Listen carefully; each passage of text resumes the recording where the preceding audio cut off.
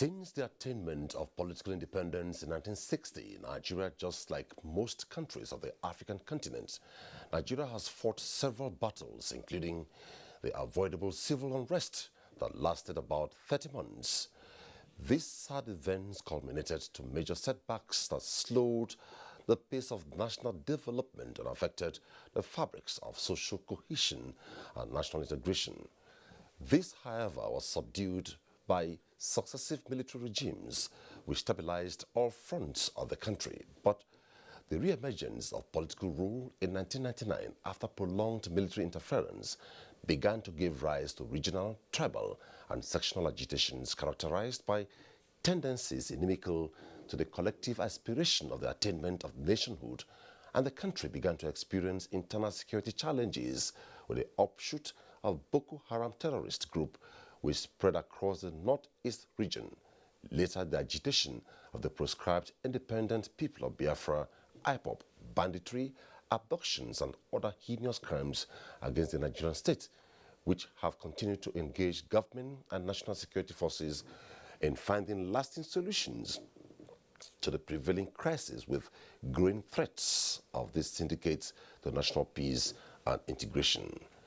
Despite these challenges to nationhood, the Nigerian government has remained resolute and firm in bringing the situation under control through the application of non-kinetic approach to the restoration of peace and security in parts of the country. Tonight on the program, we focus on some of the measures deployed by government to keep the country united and instill the culture of understanding, tolerance and love for one another as panacea for indivisible nation. My name is Omini Odan. Before we begin, let's take a listen to this background report put together by Naja Atu Tijani. Gory headlines and breaking news which break hearts. The recent spate of attacks in the country have raised cause for alarm. Worried by these incessant attacks and violence across the country, the National Security Council, in a meeting convened by President Muhammadu Buhari, seeks to critically examine and find new ways of surmounting these challenges. While details of the meeting are still classified, the dire reports from traditional and social media requiring the Department of State Services, DSS, to issue an advisory, part of which constitutes a daily reminder of the role media plays and why action will need to follow the meeting. In the advisory, the DSS says it will no longer tolerate plans by what it calls sponsored subversive groups to throw Nigeria into anarchy. Previously, security operatives have had to subdue one of such proscribed groups predominantly in southeastern Nigeria, a saga which played out on social media with several Twitizens tweeting mixed accounts and giving an opportunity for fake news to go viral on the app. Despite several campaigns against fake news, the phenomenon continues to thrive, with several incidents being distorted. Hate speech is another trend which the DSS also addresses in its advisory, saying even though democracy allows for free speech, it does not allow for reckless statements which can potentially undermine security. These statements also abound on social media, with traditional media outfits also being fingered by groups and some media personalities such as Skadaria Ahmed, who warns that ethnic profiling in reports can lead to polarity. Experts also say the media has a major role to play in keeping the peace, a message which was revisited during World Press Freedom Day. As the DSS says, there is no need to engage in acts inimical to the peace and sovereignty of the nation. Rather, all hands should be on deck to support an indivisible and united Nigeria. In the meantime, the nation awaits the outcome of the National Security Council meeting to proffer solutions to the security challenges while promoting peace and harmony.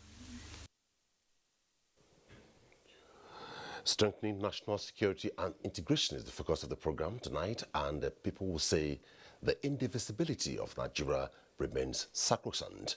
It's Tuesday Live, and at some point our phone lines will be displayed on the screen, and if we're true to you, please turn down the volume of the television set and go straight to the point. No rigmaroling, and please be polite in your contributions.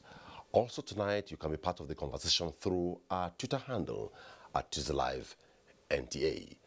Also, in sustaining the conversation, we shall be doing a couple of reports across the country. And today, for information, we shall be doing Oka, Benin, Maiduguri, Lagos, Kaduna, and Calabar. I'm being joined with a team of guests in Abuja and also via Zoom outside Abuja, beginning with Ambassador Obizoba Chimelu. He's the Director General, Strategic Planning and Implementation, Ohaneze Ndigbo General Assembly Worldwide. Good to have you on the program tonight. Thank you very much. Also tonight, there is the Force Public Relations Officer of the Nigeria Police Force, CP Frank Ba. Good to have you on the program. Good evening. It's a pleasure being here. Okay. Brigadier General Mohammed Kabril Galadanchi, retired, security consultant, public affairs commentator, former Director General, the Director of Defense Headquarters in charge of transformation. Welcome to the program. Also tonight we have Major General Augustine Agundu, retired, former Commander Operation Safe Haven. Good to have you in the program. Professor Femi Mimiko, Department of Political Science, OAU Ile-Ife, and former Vice Chancellor Adekunle Ajashin University, Ondo State. He's joining us via Zoom. Welcome to the program. Thank you, moderator. Okay, gentlemen, let's begin. And like I said at the opening, we always hear the statement, the indivisibility of Nigeria remains sacrosanct. Frank, this is not your first time on this discourse, and I will ask, beginning with you, what brought us where we are in terms of security challenges in the country? What would have happened?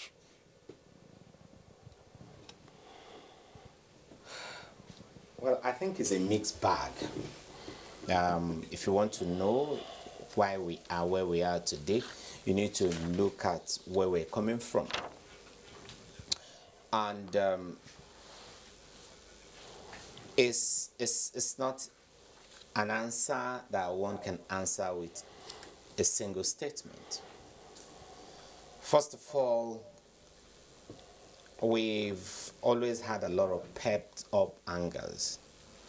There are people in this country who generally believed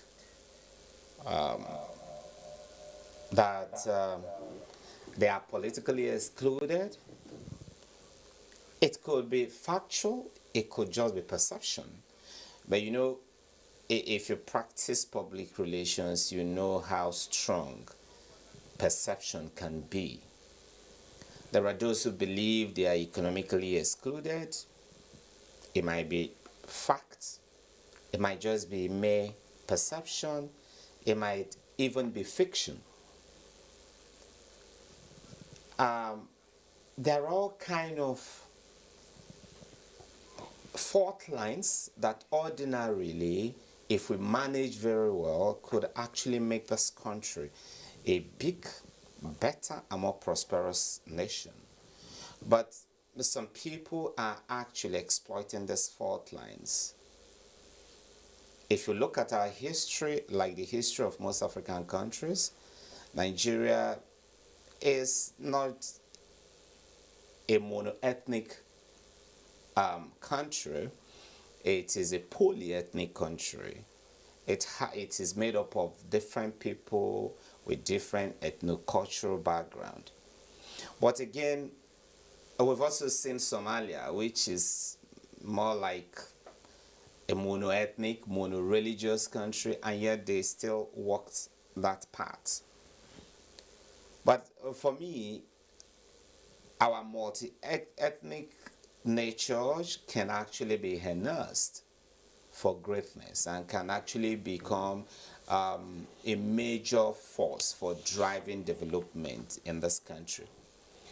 But beyond all this,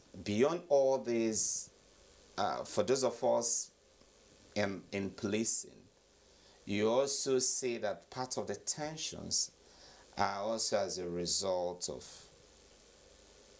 political violence, thuggery, terrorism, the use of drugs, breakdown in family values, cultism, which is gradually turning Nigeria into one big violence factory. The presence or the proliferation of small and light weapons, which can also be traced to so many factors, from the collapse of the Libyan regime to the total destabilization of the entire Sahel region, the continuous movement of both goods and persons across our borderlines. And most of these persons that move, they move with arms, they move with drugs, they export crimes, they export violence, they export terrorism. And so there are a lot of factors contending here. And then those of us who are in the law enforcement agencies, again, have come to the realization that we can't do it alone. While we are dealing with while we are dealing with the crimes, which oftentimes are actually symptoms of even bigger and deeper problems, we also expect the politicians, the policymakers, parents, the different socialization agents to also deal with the root sources of crime. Okay, let me just hold it there, Frank. We'll come back to you for other perspectives. Let's go to Brigadier General Galadanchi. Listening to the first public relations officer speak and marshal out the points, what would have been responsible where we are today? Now, this whole thing started, it was as though it was a northeast problem, later spread to the north. Today, gradually, it is spreading to the southeastern part of the country. And we ask, should that be the trend? Why should we allow it to get to this level?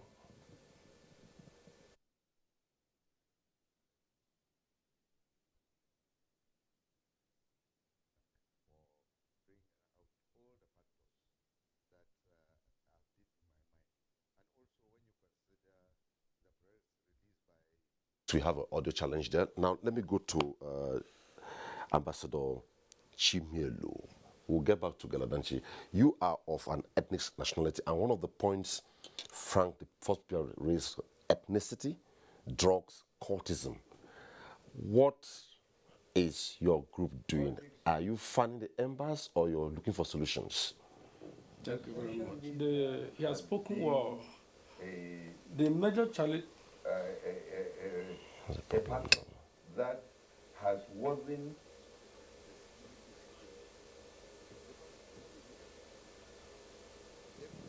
pursuing the social media that Abuja Kaduna road is beyond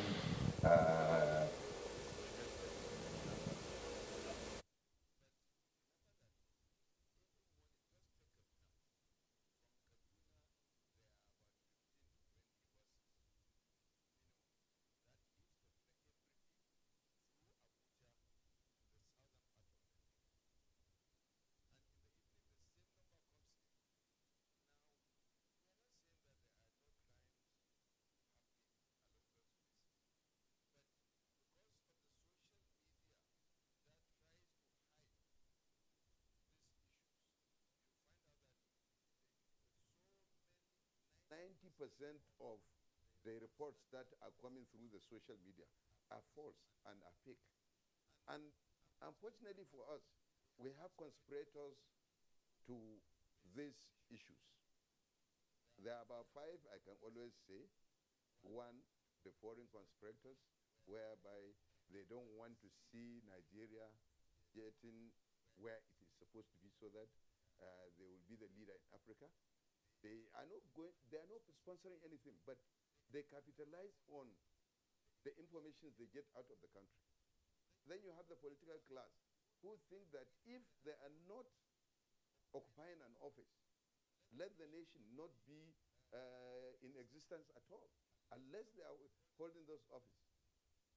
Now, in the political class, there are two different sides to it. You have the opposition, who always want to capitalize on something so that they can get political advantage. Then you even have those within the government who are not happy that they are not getting what they think if they're in government they should get. Then you have we the elites. We the elites, we always think that there is something that we deserve to get. And the moment we think that we did not get that thing, you will see us doing everything to hit back either on the government or on somebody so that they will say, we'll do. That is why you see that a lot of us are reposting things that we cannot verify. Then you have the media themselves, the mainstream media, that do not, the younger ones of these days, do not, especially in the private media, they do not go out to do diligence before they can publish anything or report anything on this thing.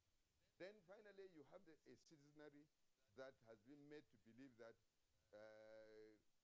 fighting negative is what will take them out of the way. But religious leaders, instead of them to be preaching to us on what we should do to be good citizens, they have become social critics of government. So, in reality, there are crimes being committed in this country, and we need to address them. We need to tackle them. Government needs to do something about them. But you cannot achieve this unless Nigeria and Nigerians are ready to accept other people as brothers, as sisters, as countrymen together. Otherwise, we'll continue to this profiling. It is IPOP. It is what do you call them? Fulani harassment. This and that. Criminals are criminals, and we must be able to identify them as criminals. But we should stop bringing in sentiments or bringing in things that will raise the temperature within the system, instead of we as leaders sitting down to see how we are going to be able to bring solution to the problems that are there. You can see somebody who wants to be a governor or who wants to be a president, instead of coming on the air to say, it's all right, this thing is happening in so place. If the government can do this, or if I'm in that place, I will do this. No, what we come out to do is to point hands, to accuse somebody for doing nothing, just for the mere fact that we just want to be heard. Thank you so much. Let's get the perspective of Major General Augustine Ogundu, still on the same direction.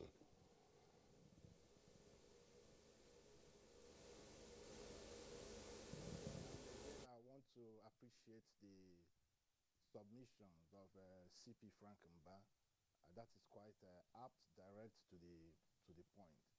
One major area we have failed to appropriately manage is our diversity.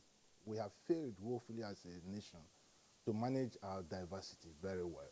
And that is, as a people, as leaders, as whoever that it is that we are expected to have put in the right things in place in order to manage this number of the population strength that we have and all whatnot.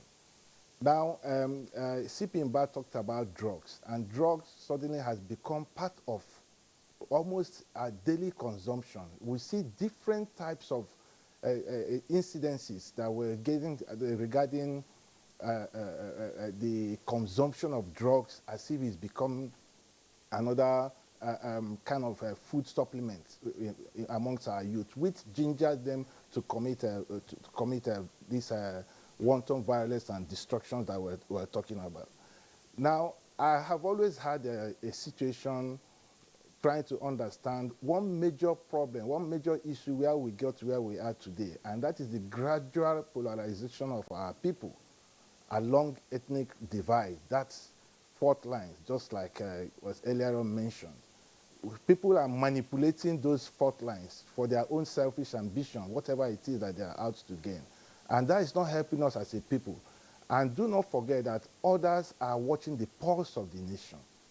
There are even when we so seek for foreign interventions or foreign help, or they are watching the pulse of the nation through their own opinion polls. This is what we are talking down on ourselves as a people.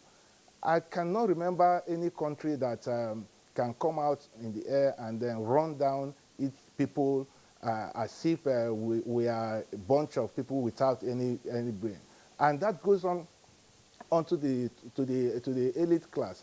Most importantly, and very, very important, we must know that it's the nation that gave us the platform to project whatever we think we have. Whatever educational qualification that we think that we have, whatever level of education you are, first of all, the nation gave you the platform to project yourself. And how far have you been able to pay back the nation for the sacrifices given to you? We have gone through this over and again, and it's not giving us anything, but it's a case of pull me down syndrome. It's not going to help us as a people. This nation is a great nation. We have sacrificed a lot to keep the nation as one indivisible entity.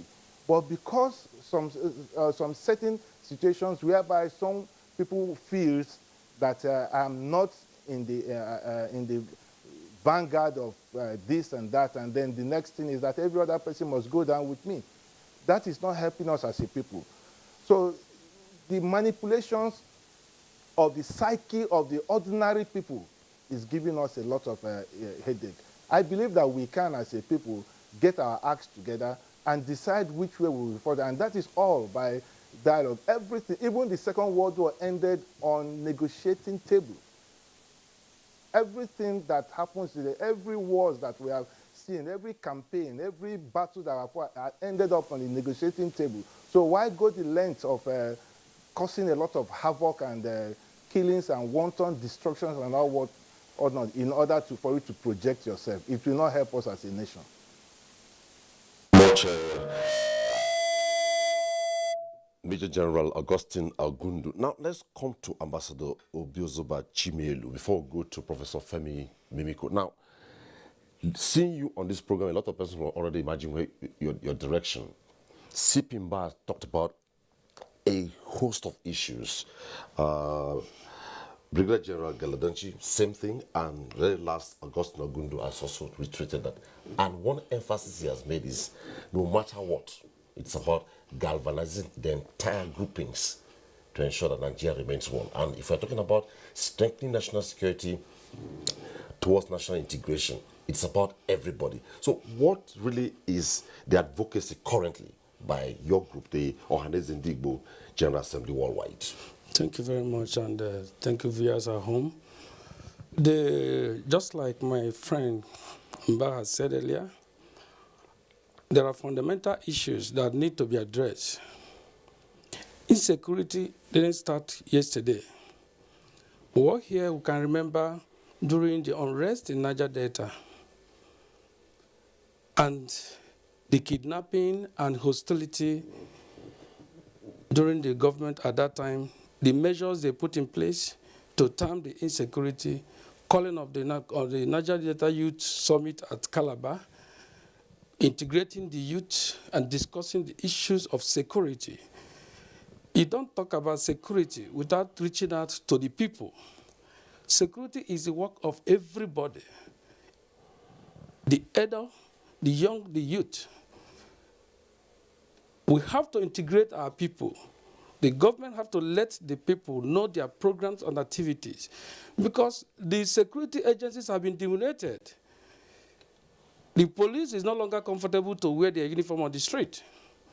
The military, who are fighting and defending the territorial integrity of this country, the press are also not doing good, because so many times you go on social media, you see that there are a lot of fake news than good news. And fake news is one fundamental issue that can cause anarchy in any country, anywhere in the world. America is fighting for fake news. Europe are fighting for fake news. Nigeria is not essential. We believe that if we can put our people together, let the people know the program, integrate the youth, because the security, the people who are there, even in Boronu, or in the southeast, or the southwest, by the time you get to some of them, you see that they're not average between 20-something, 30, 30-something, who are take up arms against their own people. And I think there's need to change the attitude of the way we're fighting security in this country, or else we may be doing the same thing at all the time, we may not get good results. Thank you so much, Ambassador. Let's go to Professor Mimiko. And clearly, like we say, when all this started, we gave an illustration here. If you throw a pebble in the market square, by the time it is dropping, it will not know which ethnic nationality you come from. It will not know which political party you belong. It will not know which security outfit you belong to. So security is everybody's business. Prof, now the very recent is the Greenfield University in Kaduna, and we ask if this thing has taken a different dimension, schools. Despite the Safe School initiative by the government, we also have the Safe School program put together by the United Nations. What can we do to stem the recent trend of kidnappings and banditry in schools? Well, thank you, Mr. Moderator. Let me just say that, unfortunately, I didn't hear the last two speakers but one, but I know that we're all talking about the issue of security.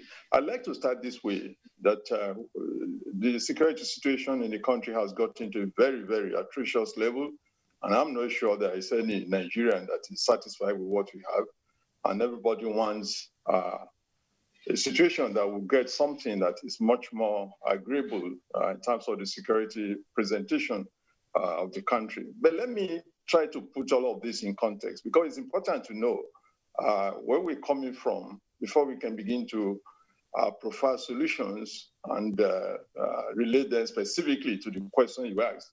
I think a few issues are clear, and I think it's important for us to get this very clearly. If we want to really tackle the security situation, we must understand the nature of the challenges we face, and that's why it is important to put in context. A few critical elements that are noteworthy. Number one, when you have this type of situation, it's a consequence of what I call social exclusion. A lot of the population, a good percentage of the Nigerian population, is simply alienated from the system. And you can take a look at the whole gamut of the entire society. We have 13.2 million people, as children, roaming the streets rather than being in school.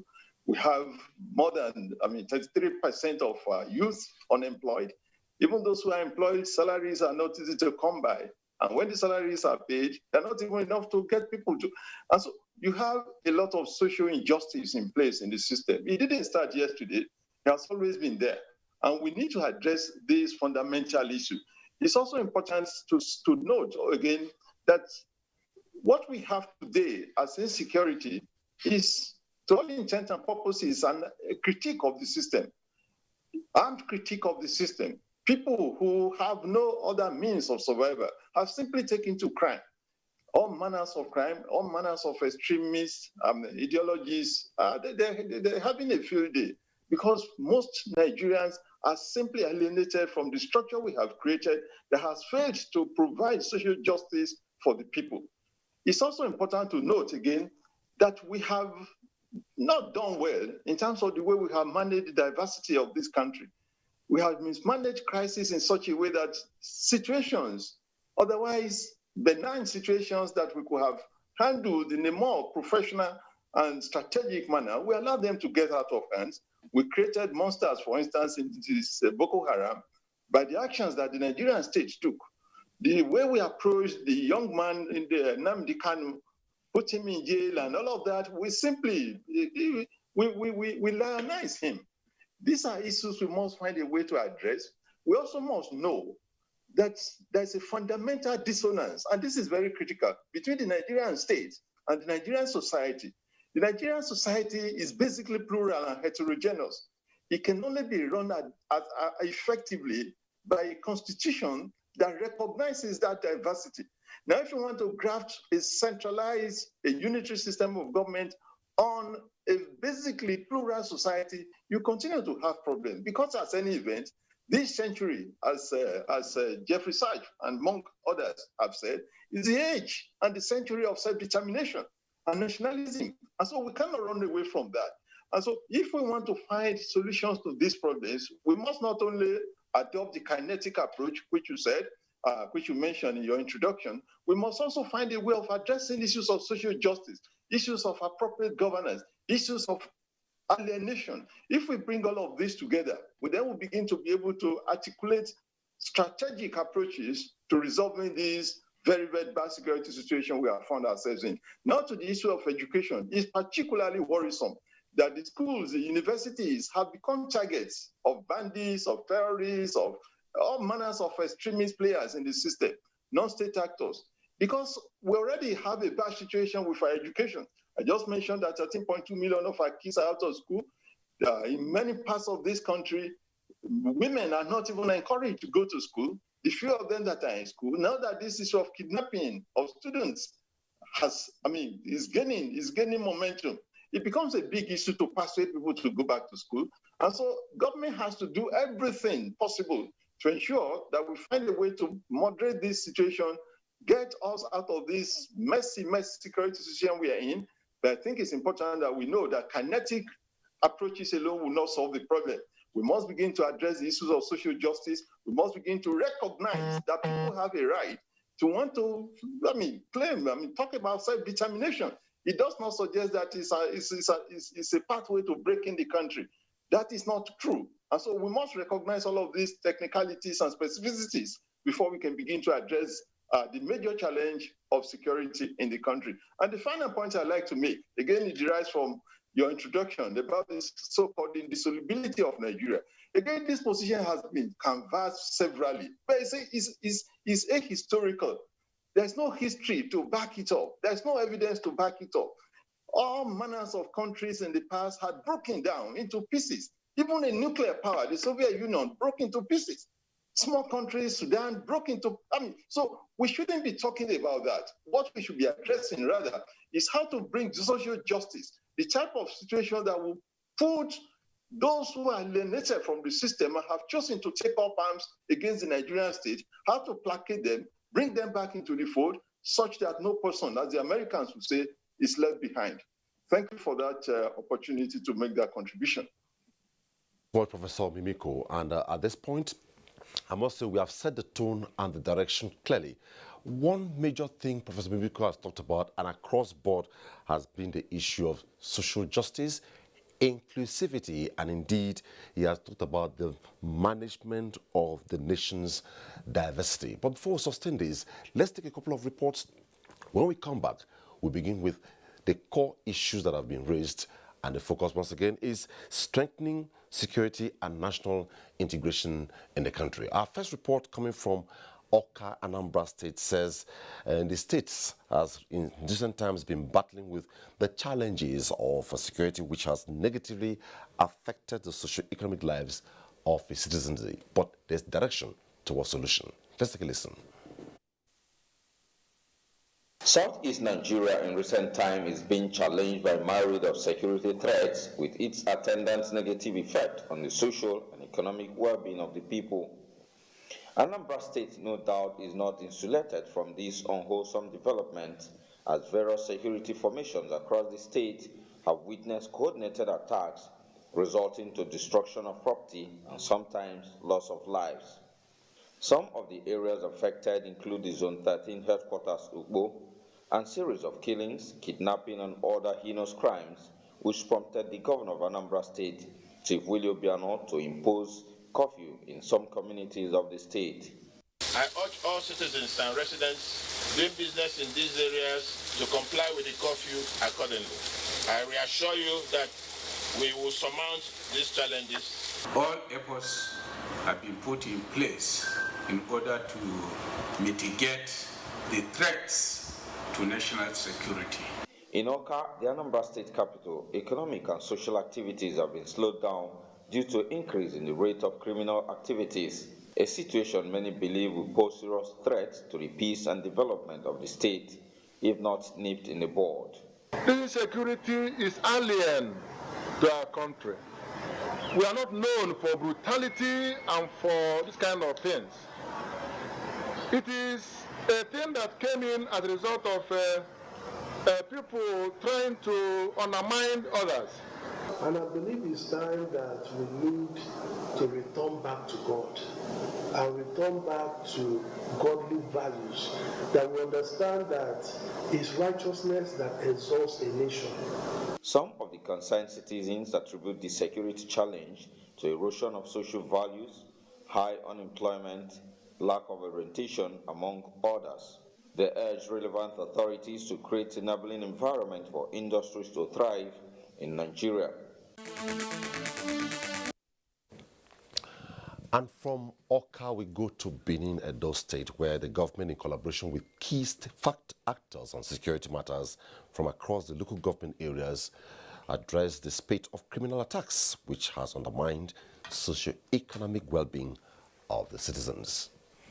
Edo State, like other states, continues to experience a spate of violent attacks across its jurisdiction. This trend assumed a dangerous dimension from the beginning of 2021, when criminality, particularly kidnapping for ransom, became a booming enterprise. Murder, cultism, rape, farmer herders clash, trans-border crimes, and armed robbery have also become more common. Many, as a result, have lost their lives, properties worth millions of naira, while all others suffered various forms of molestation. The incident of the Nigerian American kidnapped and killed after ransom had been paid, the kidnap of the head of service, the rape and murder of Vera Omozua, and attacks on communities and farmlands in some parts of the state are some examples of this notorious trend. It is in response to this security challenge that the state government inaugurated a vigilante network where key actors in local communities were co-opted to secure their spaces, gather intelligence, build trust, and ensure adequate security across the state. The idea behind the community vigilante network movement is for us to have a vigilante unit across these communities, just to make sure that no part of Edo State is habitable for criminal elements. With this arrangement, there seems to be a light at the end of the tunnel, as corroborated by these respondents who have agreed that security should be a collective responsibility. The cause for my area, not the area with the odds before, but now everyone don't come down. This is work which all of us will join hands together and support them. Crime rate has been reduced, actually. They are doing a good work. Do is to report any suspicious movement of any persons to the security agents. And the security agents should be alive to their responsibility. As the war against crime and criminality in Edo State intensifies, observers want government not to relent, but to instead press on until a new climate of safety returns to Edo State. From Benin, we go to Maiduguri, where it is said, apart from the Boko Haram insurgency, which has bedeviled the northeastern part of the country, especially Borno State for over a decade, point-of-sale attacks, tricycle theft, gangsterism are some of the emerging trends in criminal acts, mostly in the state capital, Maiduguri. The sustained conflicts as a result of terrorist activities and other criminal elements overstretching security forces and causing untold hardship on the people. The report. The over a decade-long lingering Boko Haram crisis has virtually affected all facets of human lives in the region, particularly Borno State, the epicenter of the insecurity. However, concerted efforts of both federal and state governments, as well as renewed vigor of the military, assisted by members of civilian joint task force, vigilantes and hunters, succeeded in restoring significant peace to many parts of the region. There is surge of insurgency attacks recently on communities and military bases, as the lingering insecurity is now metamorphosing to another act of criminalities in the state. A number of casualties on the part of our military is what is worrying us, because these are men who have sacrificed, who have left, their loved ones to come and, serve the nation. So we shouldn't allow in Nigeria for these bad elements to take over, our silence and our security. Emerging security threats of incessant attacks on POS operators at gunpoint, attacking people known to have withdrawn money from banks, tricycle theft, and gangsterism are some of the emerging dastardly criminal acts going on in Maiduguri, which relevant authorities are trying to contain. There are other decisions that were taken, other strategies that were taken, which we are not going to make public, but the police has taken cognizance of this ugly trend. And I want to assure members of the public that in no distant time, the issue will be tackled. Intensive community policing, surveillance, and vigilance, among other approaches, are required in addressing the security challenges. The community members need to be sensitized, and then they also need to pass information as a when due. We cannot always rely on military action. We really appreciate and commend the effort of the Nigerian military in what they have done. Stakeholders are of the view that security operatives should be on guard to stem the tide of rising insecurity and criminalities being faced in recent times for the maintenance of law and order. The reports there from 3 centers, and we said when we return we'll do social justice. But can you achieve or attain social justice in a country like Nigeria, multi-ethnic, and what have you, when we have guns all over the place? And I go to CP Frank Mba. There are guns everywhere in the country, and the question we ask is, how did the guns get to this extent? Is the police empowered enough currently to see what can be done to check this, maybe to do withdrawals for some peace to be attained? I think you asked 2 questions. Yep. First of all, you built a premise and said, in a multi-ethnic group like Nigeria, can we ever attain social justice? And that, for me, is a very general question, and so I'll try to answer that question before I come back to the issue of how to deal with the proliferation of weapons. And to the first question, I say, yes, we can. We certainly can achieve social justice in this country.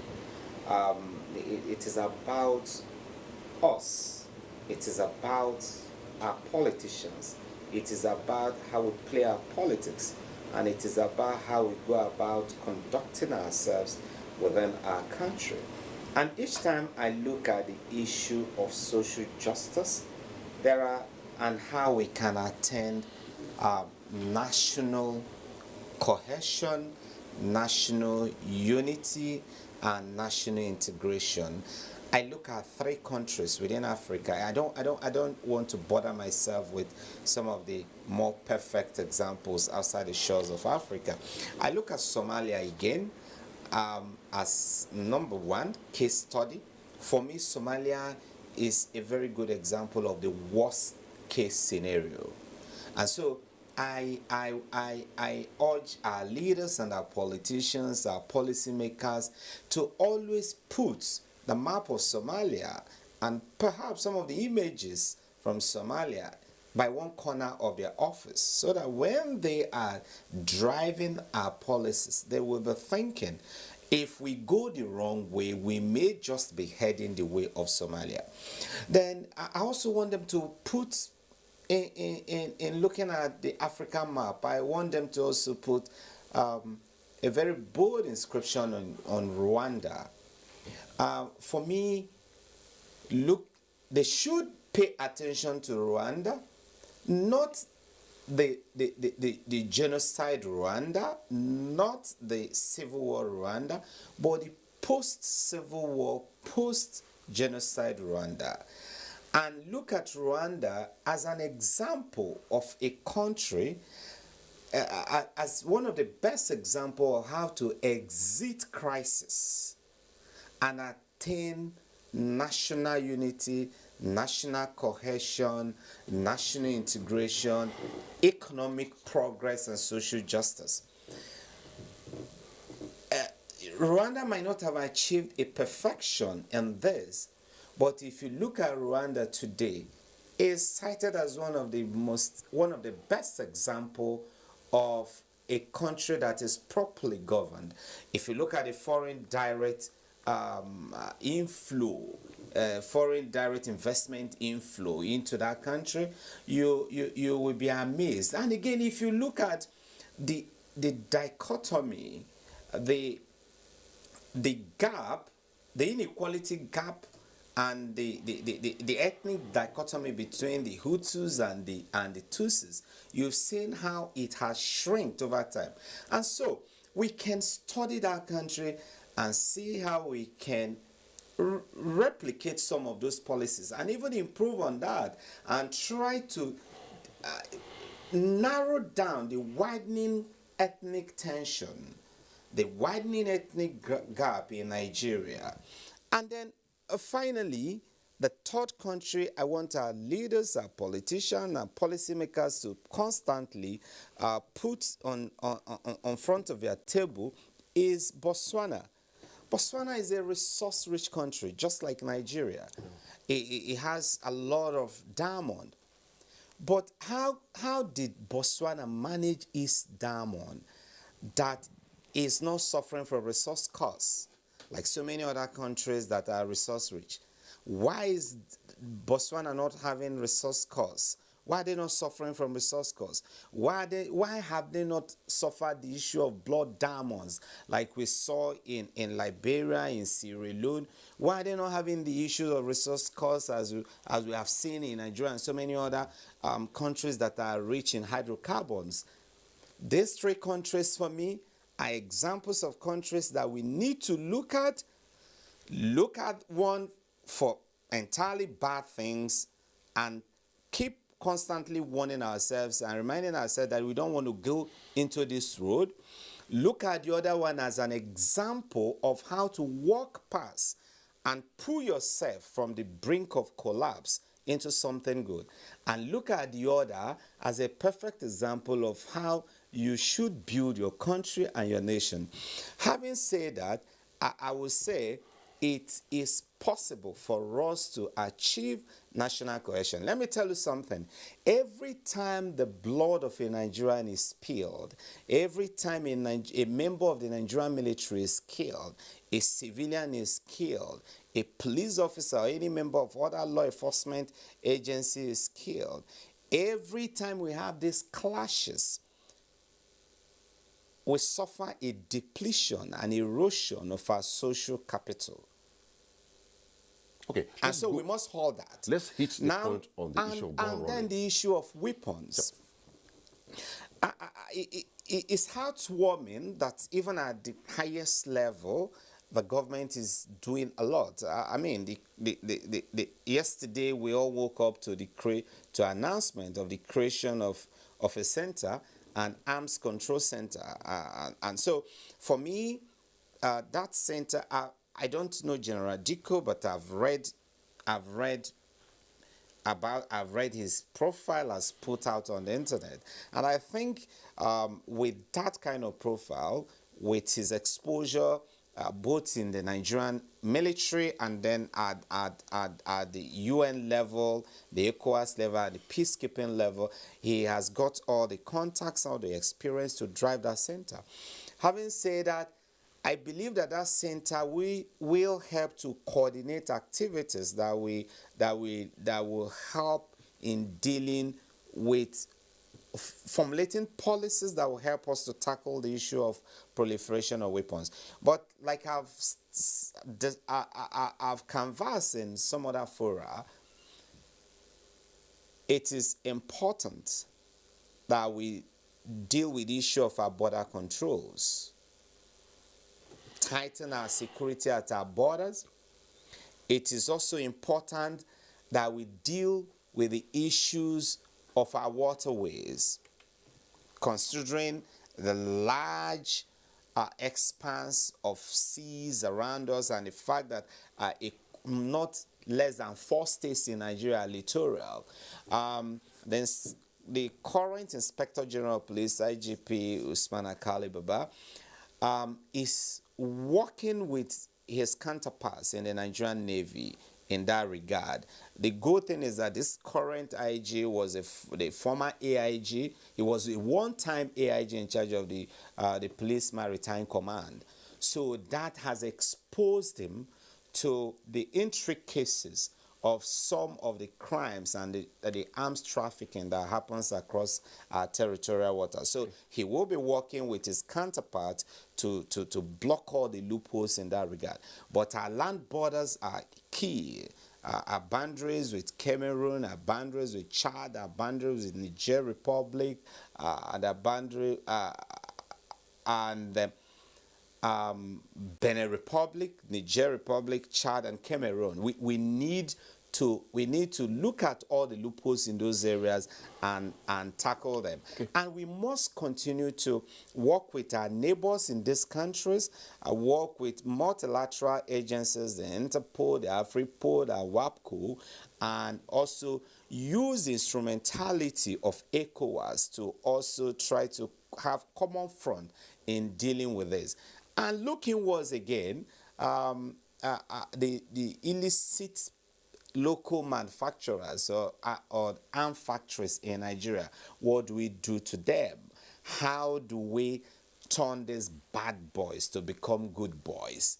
Or if we don't want to clamp down on them completely, because the more you clamp down on them, the more they go underground, the more they create problems for you. Can we find any way of turning their negative energies into positive energies?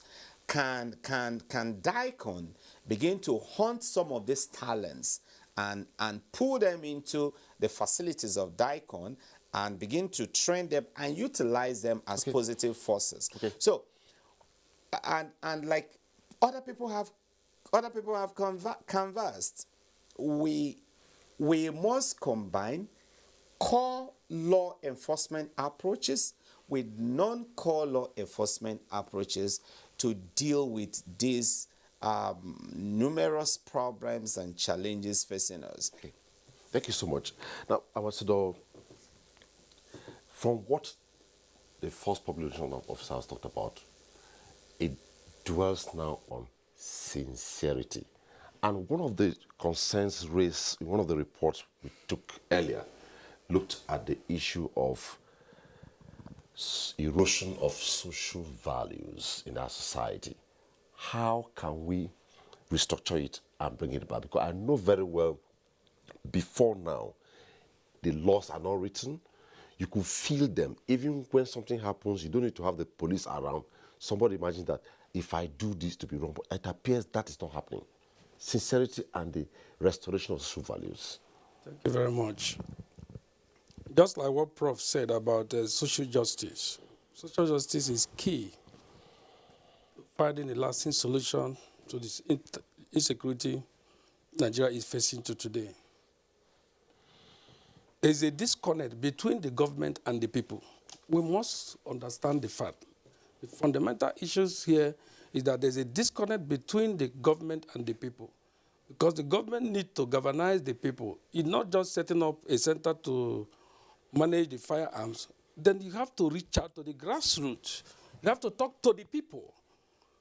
You don't stay here in the capital, in the state capital, in the federal capital, and set up committee and remain here and believe that somebody in Abuja will know what is happening in my community or my local government, definitely not in Anambra State. Or something that is happening in Boronu or in the Oyo or Ondo. No, it can't be in Abuja here. So it have to be collective effort of the people if we have to achieve the goal. It's not rocket science, for goodness sake. I said it several times in my series of press release. We need collective effort to be able to achieve security. And the people want to know the program of the government. The people have to be integrated. In short, our state government is on comatose. They're not working. The governors are not working. You can. I had one of the sitting governors had a security meeting with his security officer. He came up on social a press release that insurgents have invaded 4 local government. At the end of the day, the security, the commissioner or thereabout, the spokesperson of the security, who was the said no, it wasn't what happened. Misinformation. Some of these governors, sometimes they raise issues, I don't know what they tend to gain. When this insecurity started in Southeast, we see how the Southeast governor deal with it. In short, some governors were setting up laws through the House of Assembly to checkmate kidnapping. Some governors have life sentences, while some governors have even death sentences. So the governors have to wake up and begin to work. There should be synergy. The center cannot handle it. We can't handle it all alone here in Abuja. So our problem, and that is why your Highness and the General Assembly is working assiduously. We are putting out some program and activities that we're going to integrate our people and reach out to the other ethnic nationality, because Nigeria will continue to remain one. Are you doing it already, or you're about to do it? We have commenced it. You will get to know most of their programs. We have started it. In coming weeks, you will be hearing our programs, because we want to deal with you have to uproot the problem from the root.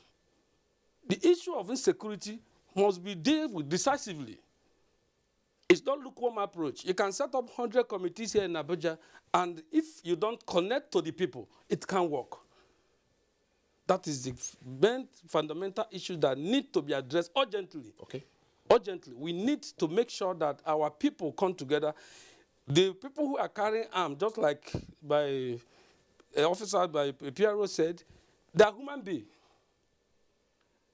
And people, in short, the family values are just nothing to write home about today. These are people that are born from family. They came from family. People know them, their various community. The man that is carrying arm in Otueke is coming from a family. There's no way the family people or any family or the community member is not aware that so person is carrying arm.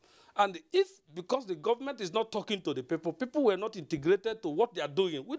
The masses don't even know the measure the government is putting. Even if they put in $10 trillion, and when the people is not being carried out, the effort will be, the money will go in vain. Okay, so thank you so much. When we return after the break, what next? Where lies the place of institutions and the laws? Is it the powerful in the society or the institutions that will determine the direction of national interest and national goals? After this time out, stay with us.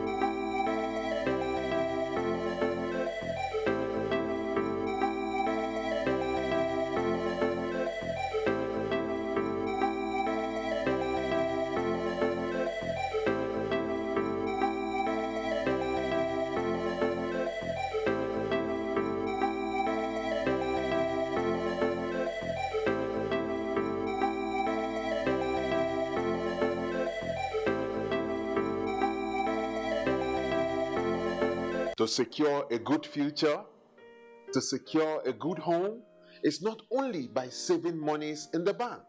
You can also save by saving energy. 1. Always remember to switch off all electrical appliances when leaving your workplace or home. Number 2. While at home or at workplace, switch off electrical appliances when not in use. Number 3, use only LED energy-saving bulbs and energy-efficient air conditioners and refrigerators. That way, you will be saving lots of energy and pay lower tariff. Plus, the gross electricity supply in the entire country will no longer be disturbed. We all must develop a culture of energy efficiency and conservation to improve our energy system. Energy saving is money saving. This message is brought to you by Energy Commission of Nigeria, ECN. Nigeria, our great nation with vast and rich land. Our people are strong and united. Our founding fathers, Sir Ahmadu Bello, Sir Abubakar Tafawa Balewa, Chief Obafemi Awolowo, Dr. Nnamdi Azikiwe, and a host of others bequeathed us a united, peaceful and prosperous Nigeria. Let us honor them by living in peace with one another. Let us eschew violence, ethnic profiling, and religious bigotry. We must avoid hate speech and other forms of derogatory words against our fellow Nigerians. Let our differences in tribes, cultures, religions, or politics be the ingredients that make our unity palatable. Let us all join hands to fight our common enemies of insecurity, poverty, and unemployment. Nigeria is big enough for us all. Let's unite to make our country a great place for us all. This message is from Sir Ahmadu Bello Memorial Foundation in collaboration with Nigerian Television Authority, NTA.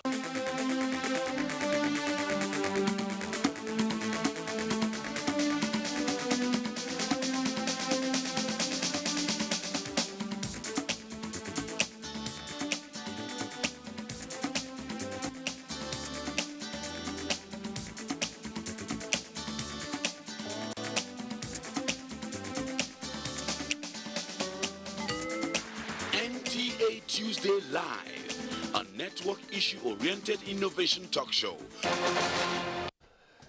Thanks for staying tuned. And before I go to Major General Augustine Gundu and Brigadier General Kabri Galadanchi, let's go to Professor Mimiko. Professor Mimiko, one of the fundamental issues raised before we went on break is the issue of the spread of news, sincerity, and hate speech, fake news appears to be fundamental to this. And we ask this question.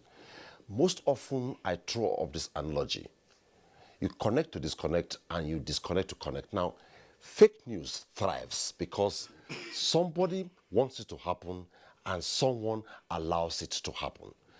Between the dialectics of traditional media, social media, how may we manage this to ensure that it doesn't happen?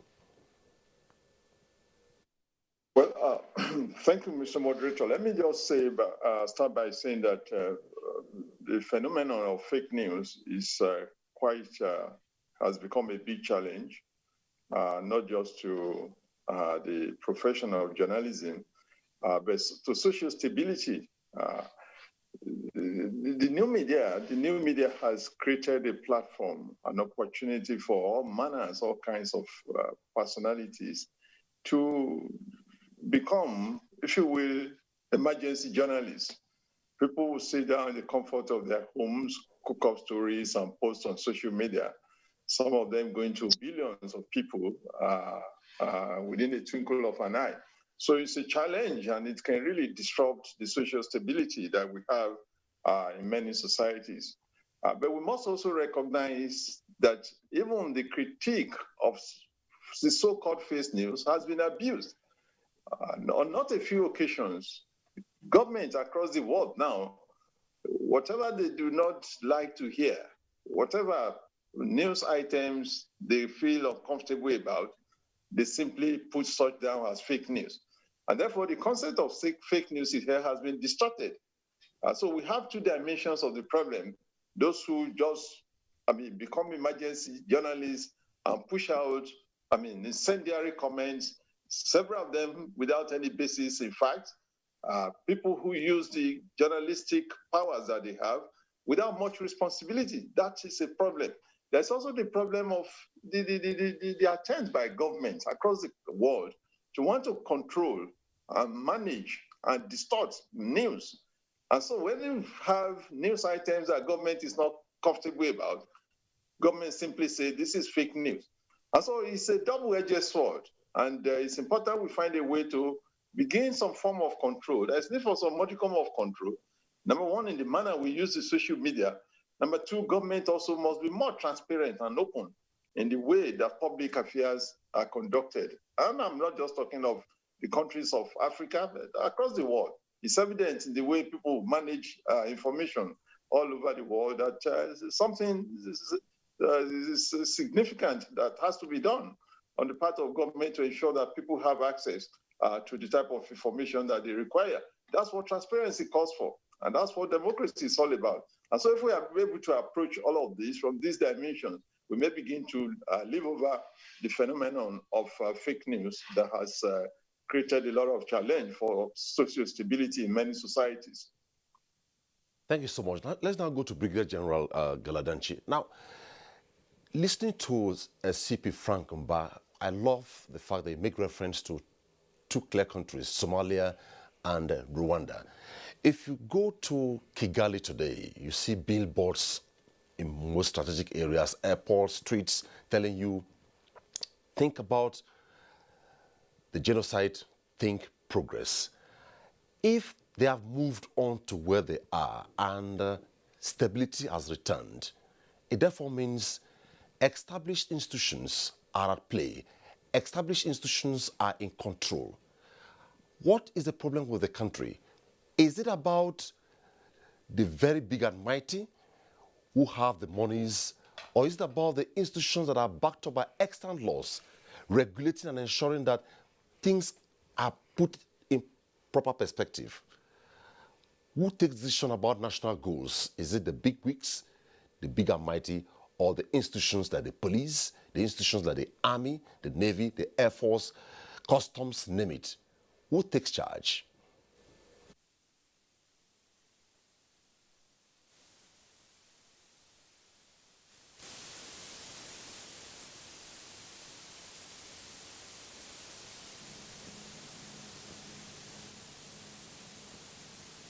You see, I was about to talk about this issue of social justice, managing diversity and inclusiveness. Sometimes I laugh at us, especially we, the elites, who have a responsibility to give guidance to other citizens on how things should be. We are always putting blames on government, on politicians, but we are in the majority. Have we come out together and sit down and say, look, this is how we want our society to move? When we educate people about what is right and what is wrong, it will make them know how to select or elect leaders that can do something for the country. When you take Rwanda today, all those things you are seeing that are happening is because the Rwandans as individuals, as countrymen, they come together to accept that they have a nation and they need to work towards the nation.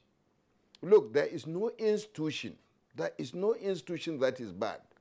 The only thing is, who are the operators of this institution? When the Secretary General of Ahaneze was speaking, he said, initially, thank God he changed it, that government needs to go to the people. No, I don't believe government needs to go to the people. We who are the citizens, who our children are coming up, we should be the ones to make sure that social justice is done within our communities. Let me tell you, I saw one small clip today, video clip, about a person who beat his mother.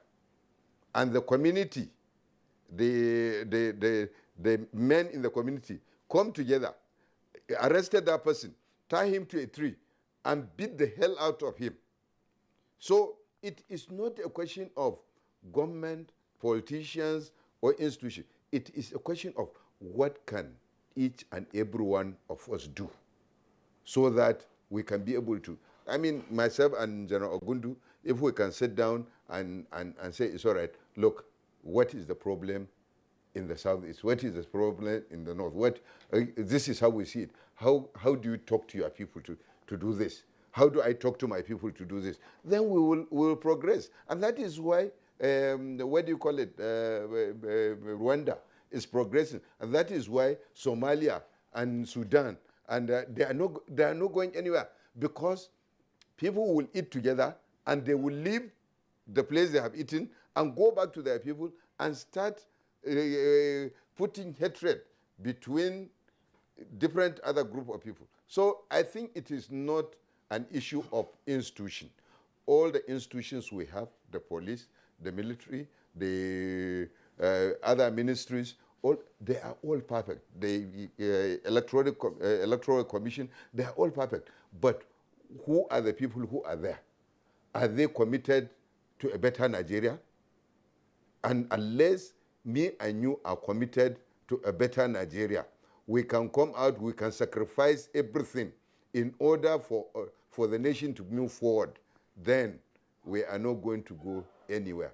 So the professor, the executive secretary, CP Prank, myself, all of us have to agree that Nigeria is more important than anything. Because if we are not there today, our children and our great-grandchildren will be in this country. Thank you so much, Brigadier General Bonaventure. Let's go to Major General Augustine Agundu. You were former Commander Operation Safe Haven, and we ask, how did you operate? Were you operating imaginary? Did you have the right tools to work with? And I believe Operation Safe Haven was a collegiate of the security apparatus where all of you were working together in synergy to deliver on a particular good. At times we ask this question, is it that the police and the armed forces are not properly equipped? What really is the problem? Are they overwhelmed? How do we surmount this? Very much. My experiences commanding that operation is a whole lot. It's a whole lot, and we successfully did what we did there because there was cohesion amongst all the various heads of government, or heads of administration, security agencies. Now, for the very first time, we saw where we did joint operations with all the services. We all came together, all the various heads. We agreed on certain parameters on what to do. And I was in charge, I was directing most of the affairs, coordinating most of the affairs of other security agencies there in across the theater, covering Plateau State, Southern Kaduna, and the two local governments in Bauchi State. Now, it is that synergy, and I'm very happy with even what is going on now with this, the service chief, the chief of defense staff, and the three service chiefs, where they have agreed that jointness is the best way to go in tackling whatever situation that will come about. And like CP Frank said, which we have also witnessed, the IGP, since coming on board, has also taken up that particular line of action, that jointness is the best approach for us to tackle, because we have common problems. Now, one thing that is basic here in this country, no matter the vituperations that we hear whatnot, is that the criminals, they have one language that they understand. They are even more coordinated than we, the elite. And that is a shame. The elites cannot come together to agree on certain parameters, certain things to do, but the criminals understand one language, violence. And they thrive on the mistakes of the elite. So that we're able to eliminate. And I took also this other, one of our doctrines of a whole of government approach and a whole of society approach. We carried everybody along. I was in touch with every member of every local government chairman. If something is happening in a particular locality, I will let him know that these are those who are culpable to that, and I want them. I was in touch with all the political leaders, and His Excellency the Governor of Plateau State, His Excellency the Governor of Kaduna State, and that of Bauchi, they gave us real political leadership in all what we require. And by the time we say that we are going out for criminals, we go out for criminals, we get them. And that is why Plateau State is and the whole of that area of operation is as peaceful as it is, relatively, as today. Do not forget that when the country did 2019 elections, on the categorization of INEC itself, Plateau State and Southern Kaduna was on their red list.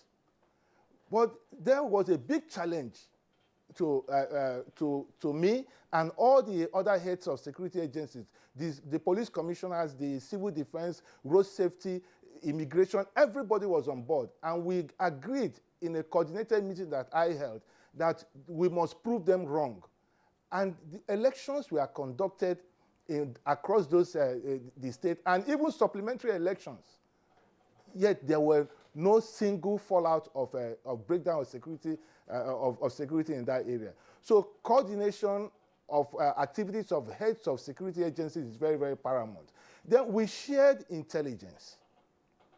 Very, very importantly, we shared intelligence. We deployed our, if we have a common goal, we pull all our intelligence resources together, the manpower that we have. We send them to the remotest of villages.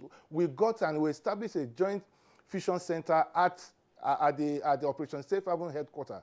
And they were all, we are having a lot of input, and we are able to leapfrog forces so that before ever a situation will get out of, and we're already nipping it.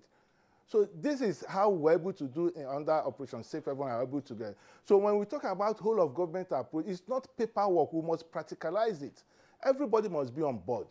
And one thing that is lacking for us in this group, going by other conversation that we have, is patriotism. Patriotism. We have thrown it to the dustbin. There is a lot of angst. Our elite, they don't have conciliatory tone in their talks. And it does not help. It rather emboldens the criminals. This we must try to control. This one, if we must live as a people. This country is a great country. We have gone by the grace of God and by my military experience, I've gone around African countries. This country is one country that you can traverse the length and breadth by road, no matter the condition of the road. But most other countries, they cannot even, the state capitals are not even connected to the localities. So we must not try to pull down what is left of us. So this is very, very germane. We can, as a people, agree. Categorizing what we need now is that we must calm down the situation that we have today. Like I said earlier on, there's angst in the society. And this is where institutions like National Orientation Agency under the Ministry of Information comes into play.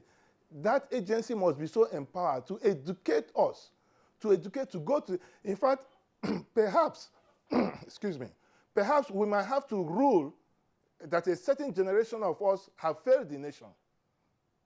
And we now have to start the national, we should go for catchment areas. Let us go to our secondary schools. Let us go to the universities and catch these people young. Let them learn the values, because societal values are gradually diminishing. Parents are relegating their jobs to the state. Now a child cannot go, is recalcitrant at home, is the federal government that is the cause of it.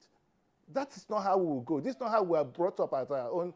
So this helped us a lot to do a lot of this I did a lot of unorthodox, what I can call unorthodox things in Plateau to tame the tide of troubles there. And we were able to achieve what we achieved. When we return after the break, we shall be looking at one major concern, and they'll tell you that the worst democracy is still better than the best military rule. And we now ask, if we now have democracy, one of the concerns tonight has been the re-emergence of political rule in 1999 after prolonged military interference began to give rise to regional, tribal, and sectional agitations characterized by tendencies of inimical to the collective aspirations of the attainment of nationhood. Why should it be so if we say democracy is just there for the people? Is it that we don't like it? What's the way forward? After this report, beginning with the report from Lagos. Lagos, a state of over 20 million population, peopled by different ethnic groups from across the country. The pride of the nation, bubbling with life, but not a stranger to conflicts. Look at how they are doing. Look at how they are destroying in front of Lasu. In front of Lasu. In recent times, these are some of the emerging pictures and narratives on traditional and social media, a hint that Lagos, which has just emerged from the ruins and toils of the NSAS protest, may not be exempted from the current wave of tribal agitations in part of the country, thereby putting enormous strain on national security and cohesion. We should, in Lagos, as we should throughout the country, be able to know our citizens, to know where they live. We cannot fight insecurity if we don't know where Nigerians live, if we don't know them by name. Beyond offering Nigerians a large market to trade and thrive, Mile 12 International Food Market in the heart of Lagos holds other lessons, not only on the importance of peace to national development, but also on how the country can better manage its diversity. We are treating each and every one of us as brothers. We, all of us here, both Igbo, Yoruba and Hausas, we are relating like brothers and sisters. All the tribes in Nigeria, including my tribes, Northern, they are patronizing me, they are buying market from my hand. Why? Because whenever they come, I do play with them, joke with them, and that is what market needs. And if it is Igbo man, the same thing. If it is Yoruba person, it is the same thing. The only thing that can help Nigeria to succeed is when we live in unity. Nigeria, that's how we want Nigeria to do. If there is something happening in other places, so they have to immediately send the security to the place so that everything will calm down. They say the era of exploiting fault lines to achieve political ends must end for the nation to flourish in peace.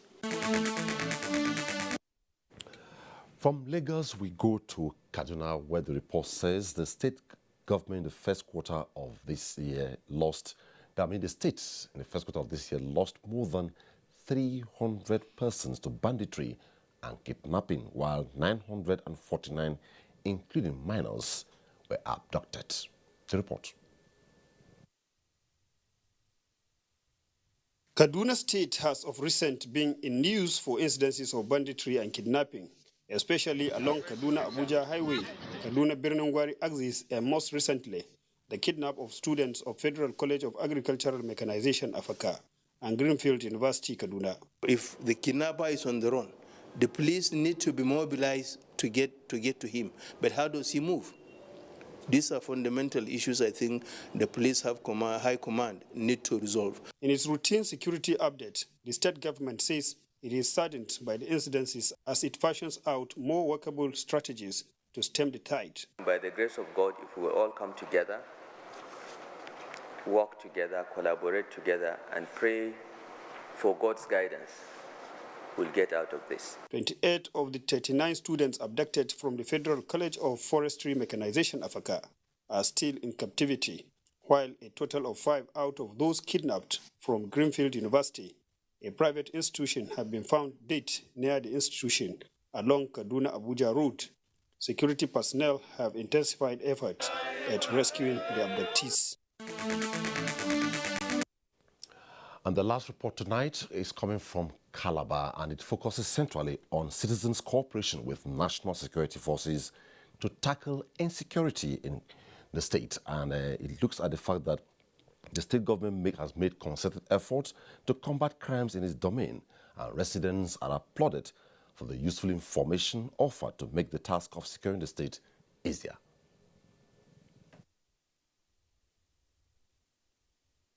In recent times, Nigeria has witnessed a spark in criminal activities which has sent shivers down the spine of many. Though relatively peaceful, Cross River State has also suffered its share of insecurity, with kidnapping, robbery, and cultism being prevalent. If you are in Calabar, you find out that there is never a day or there is never a night they don't have patrols throughout the night in all the areas. The strategies the APACO has adopted has made it so impossible for criminals to have a free day. I feel that it's a time for prayer. It is also a time for action, because faith without works is dead. And it's also a time to synergize with other countries globally to ensure that we are not a threat to the global security that we seek to preserve. I want to see a situation in Nigeria where the leadership of the government and Federal Republic of Nigeria take time out to make sure that the entire citizen of this country is secure. It is often said security is everyone's business, and a good number of the people of Cross River State have lived up to this expectation through a synergy with security agencies, which has made the task of combating insecurity in the state a lot easier. Peace-loving people and law-abiding people are actually assisting security agencies in terms of provision of quality intelligence to actually address the emerging challenges. And of course, these peace-loving people actually recognize the fact that the state is their own, and they understand the fundamental reality that it is only in an atmosphere of peace and tranquility that they can, of course, exercise the constitutional liberties. Respondents are, however, calling on the state government to establish channels for people to ventilate ideas needed to tackle security challenges in the country. And the report from Calabar marks the end of the reports tonight. And our Twitter handle is still open at Twitter Live NTA. You can send in your inputs from there, and our phone lines is also open. Let me begin this time with Professor Mimiko. Professor Mimiko, before I went on the reports, I raised a concern. They said military rule is not good, democracy is good, and it has come to stay. Why is it that during the military era, we don't hear all these agitations, but during the civilian era, it happens? And borrowing a leaf from a security expert right here in the studio, he said maybe it is the excitement of freedom, democracy. What should we do? I don't have any doubt whatsoever in my mind that democracy is better, is superior to autocracy of any kind, military rule, whatever. There's no question about that. If you look at, if you do a survey of world history, you discover that democracy actually makes for development, it makes for stability.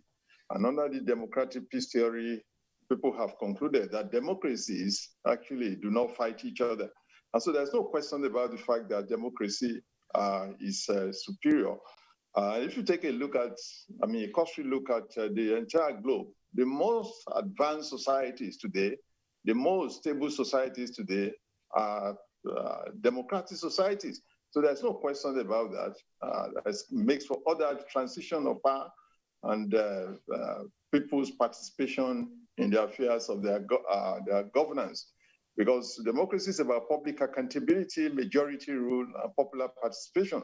Any system that provides for those critical principles is democratic and it's superior. You see, the challenge, the issue, the problem arises because after many years of repression, after many years of autocracy, bottled up anger, bottled up tension, bottled up concerns of the people find expression in a democratic system. What democracy provides for freedom, it provides for public accountability, it makes, creates platform for people to express their views, their perspectives, and their desires. And so you find those bottled up emotions finding expression in the public domain. That's what we call the revolution of rising expectation. The little success that you encounter as society begins to open up serves as encouragement for you to come up with more important issues that have been of concern to you over the years, which you could not give expression to because this of autocracy that was prevalent did not make allowance for that. Having said that, I'd just like to very quickly weigh in on the issues that had been raised a moment ago in relation to the nature of governance of our societies.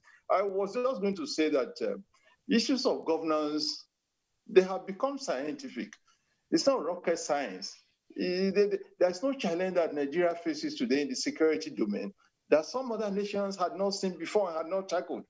Insurgency, terrorism. A good example is Sri Lanka. Sri Lanka, incidentally, under a democratic system of government, tackled the problem, the challenge of insurgency, and defeated the Tamil Tigers.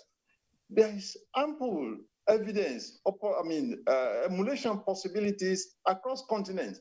When the state of Israel was facing the Suez crisis in 1956, what did Golda Meir do?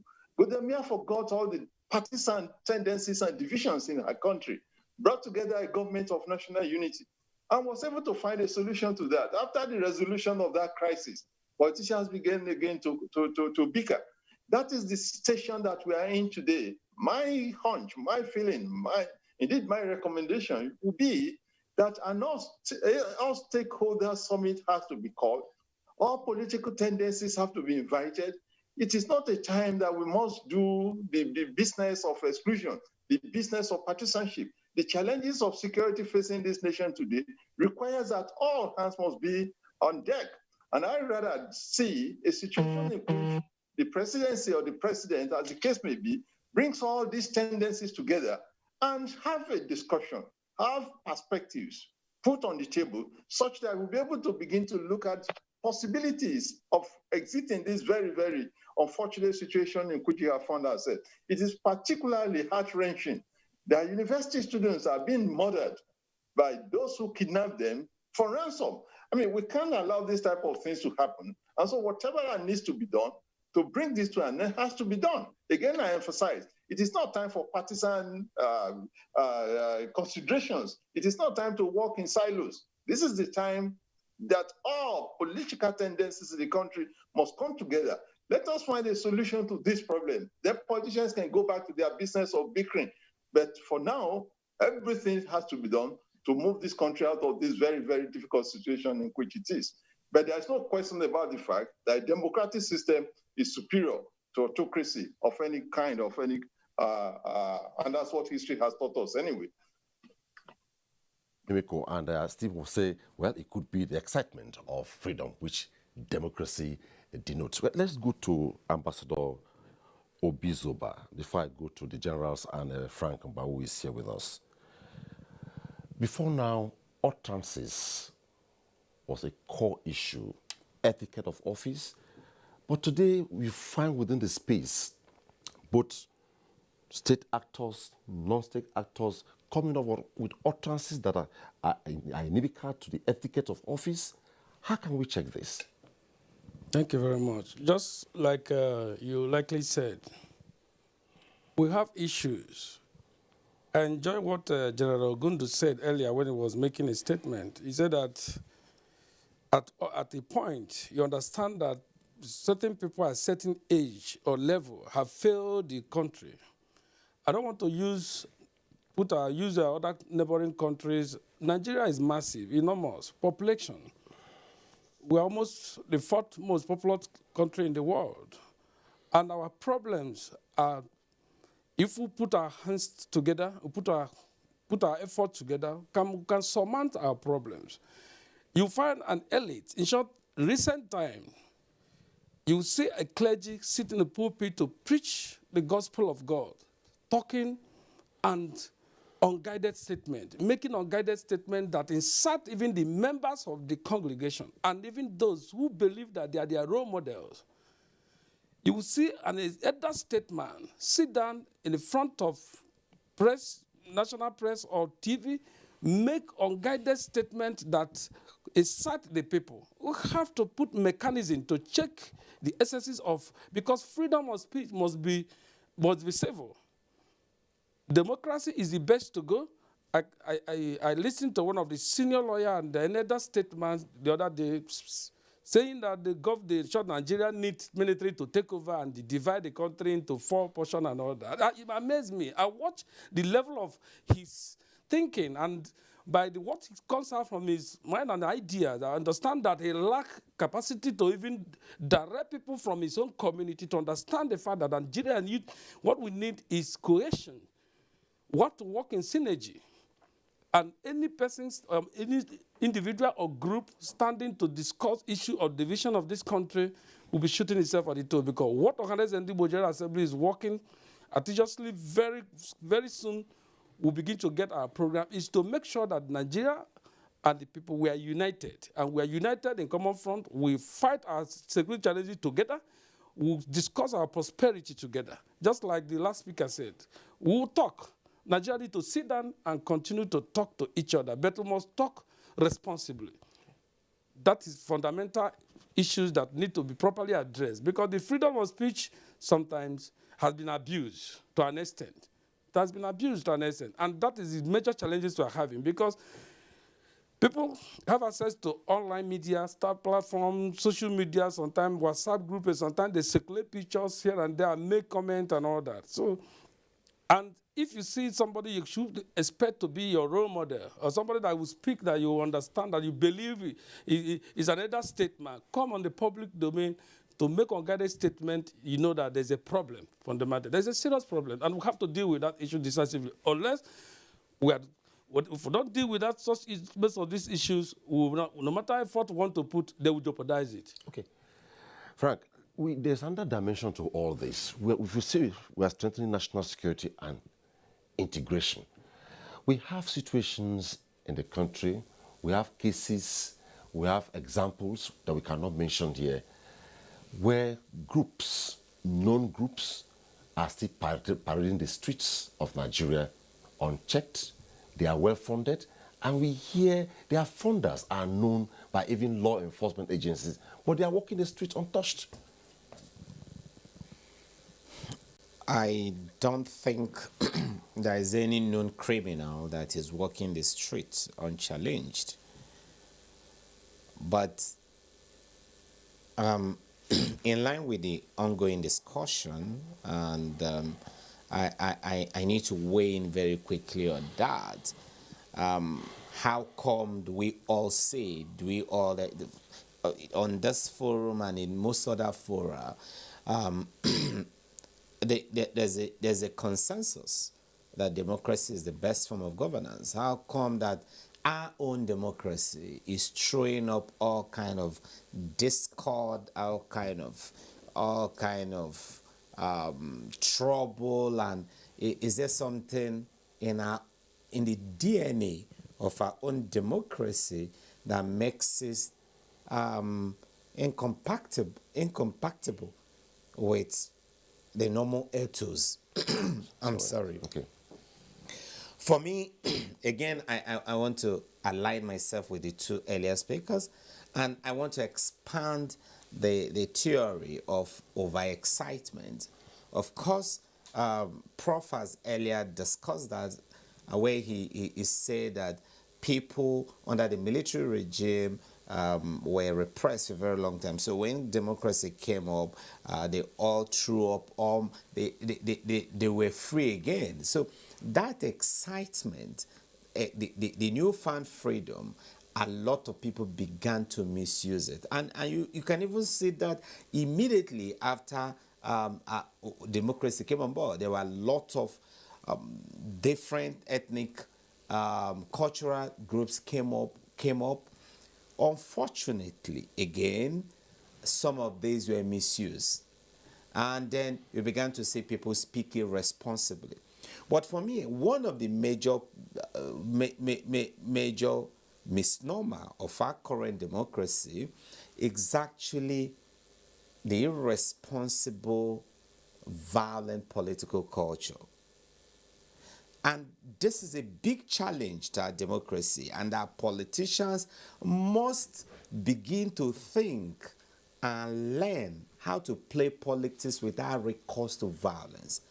Look, in this country today, some of the politicians literally has got, or metaphorically has got, what you will call a nursery, where they breed young men and women and prepare them for the next election cycle, arm them, encourage them to join cult groups. But we have laws that are supposed to check this. Yes, you have laws. You have laws, but you deal with this. Let me tell you, okay. And that's why I keep saying about the problem-solving approach of law enforcement.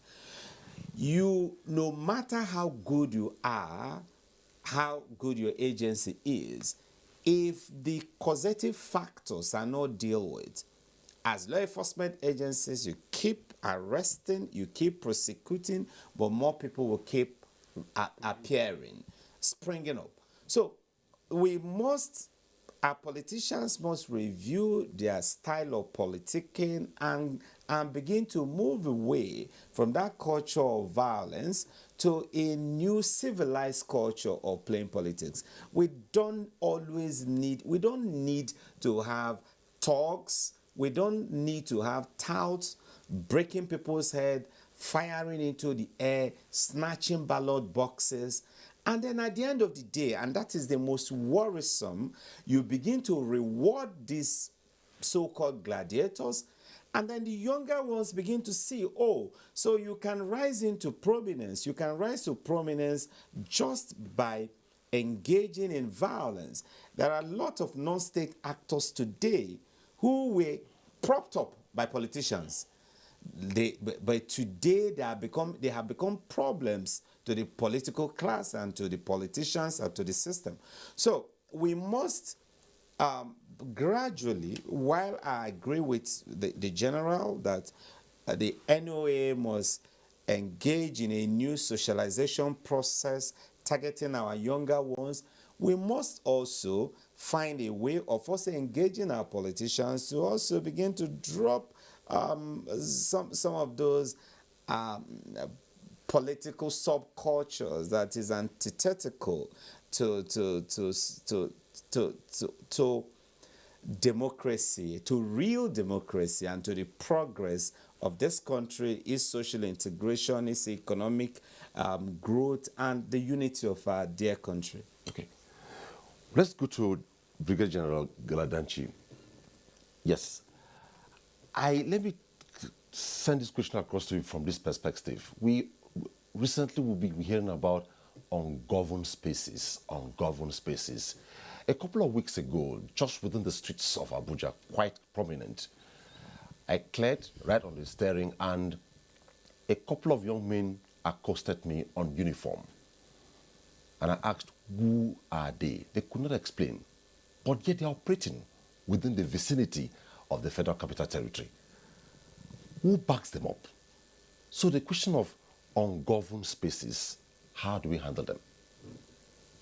I agree in totality with what CP Prank says about the politicians creating this problem for us. You see, when you are talking ungoverned space, you are not talking about a space that does not belong to the nation. You are talking about a space that the security agencies do not have enough strength to look over it. And like you said, right now, in the evening, in the night, like this time, the policemen do go out on patrol. But when they go out on patrol, there are not that many that they can be in every street. And because these people who the politicians have empowered with these things, if they don't go out to kidnap people, to commit other crimes, they come to the cities. They look for crime to commit. That is why they stop you.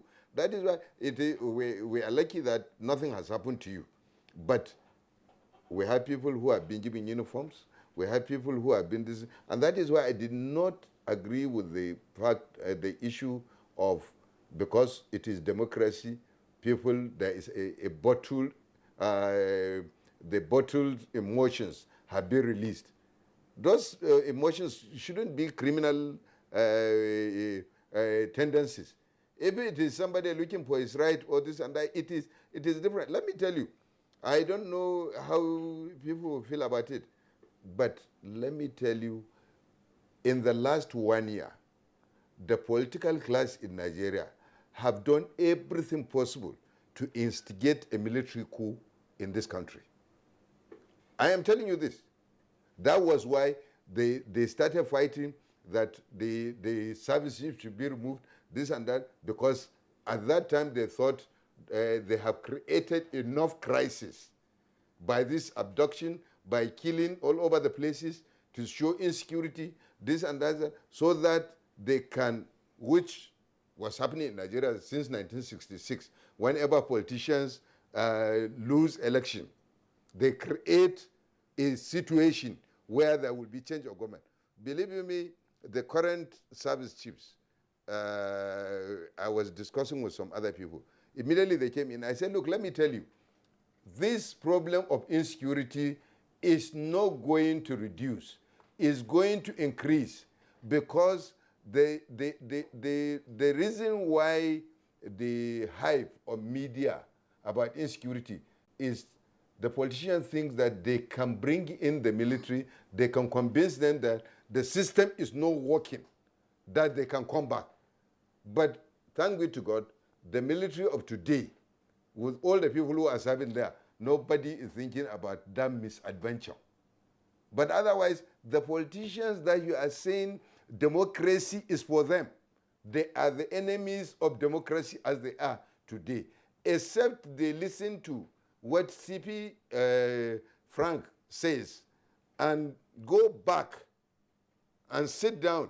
I realize that and understand that elections are conducted every 4 years. And when somebody wins an election, if there are 20 people, only one person can win an election into an office. So unless you accept that you can win and you can lose, otherwise what we are going through now is that the political class believe that if we are not there, let there not be anybody inside that place. Major General Augustine Agundu, well, there's no going back. As much as these challenges are there, you could see, you could feel it in the air that the government apparatus is doing everything to surmount it. Security meetings are being held, policy statements are being made, and that means that that social contract between those in government and those who are governed is still very much in place. And clearly, there's no hope lost. Nigeria is moving forward. What word of encouragement do you have for all of us? First of all, let me touch a little bit on where CP Frank talked about on this ultra-guided statement by some of our elite, members of the elite class. I don't know, maybe he can also give us some insight. There are no sanctions to some of these unguided statements, all these utterances. Because if there are sanctions against some of these people who whip up unnecessary sentiment for their own popularity, then others could have perhaps take a proper seat. And I believe that every office holder swore to an oath of allegiance. I think the content of that is enough for legal procedures to be taken against those who go against the oath that they swore before taking up whatever office they are. Because if not, we cannot imagine how a senior advocate of Nigeria in today's Nigeria can decide to utter those statements as if Nigeria is in isolation with other countries. And we are very happy the Chief of Defense Staff came out vehemently and very strong-worded, almost in total, at the same time, to condemn that and to let him know that he should go and look for another job. Maybe he doesn't have anything doing. Because we have come a long way as a people, and there is no way that we can go back. We can never retrogress. Nigeria is moving forward. We have done, a lot has been done. Look at the level of, and that is why for me also, like the unfortunate situation in the Northeast, and with the establishment of that development agency, we have to focus on developing the Northeast. Since a massive infrastructural development to encourage the people to stay and return back home, because that is going to help reduce the pressure on other states. It will reduce the issues regarding internally displaced persons and all whatnot. And this is also what needs to be done so that our people can remain in their states and in their homes, in their villages. Nobody wants to know who is there. All what they want to do is their normal farm work and their fishing and whatever that it is. So let us reduce the angst in the society. Let us control our utterances. Let us help this nation to grow, because giving in or out, if we continue along this trend, many more persons will go down the violent way, and that would not be good enough for us as a people. So much. At this point, I want to thank Major General Augustine Agundu, retired, and also Brigadier General Mohammed Kabril Galadanchi, retired also, for being part of Tuesday Live tonight. It was nice having you on the program. And let's go to Professor Mimiko. Professor Mimiko, you can exhaust or the paradigm shift or the space, the elastic space within the gamut of patriotism can never be exhausted. Just in a few words, how best can we be patriotic in and out to join the onslaught to eradicate and sustain integration in Nigeria?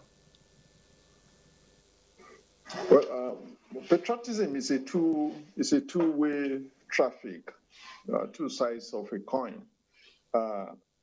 We expect citizens to be patriotic, but the state must also minister to the needs of the citizenry for them to be patriotic. You don't conceive patriotism in isolation. There's a social context for patriotism. The people must find, they must see the government or the state as actually representing them and protective of their interests. As long as you have a high level of public distrust, it's difficult to get people to be patriotic. And these things are not about sermonization. I made a point a moment ago that governance is scientific. There are a few things you must do to get XYZ results. If those things are not done, if, for instance, we have left the social space now so vulnerable that people get kidnapped, they get killed, they get murdered. A community that feels unprotected by government, it will be difficult to persuade such a community to come and show evidence of patriotism. If you want such people or such communities to be patriotic, then the state must do its own bit. It's a system of responsibilities and duties. The point is, we cannot conceive patriotism in isolation of the social context that gives rise to such a state of mind. And I think that's the task that the Nigerian state today must find a way to discharge. Security and welfare of the people must be seen to be the primary concern of government and of the Nigerian state. When you do that, the people of necessity will show evidence of patriotism. But as we speak today, people are withdrawing, both affective and the objective support that they have for the Nigerian state. And that's why we have the challenges we're facing in terms of security. Thank you. Thank you so much, Professor Femi Mimiko. It was nice having you on Tuesday Live, and I believe we enjoyed your line of thought. Thank you.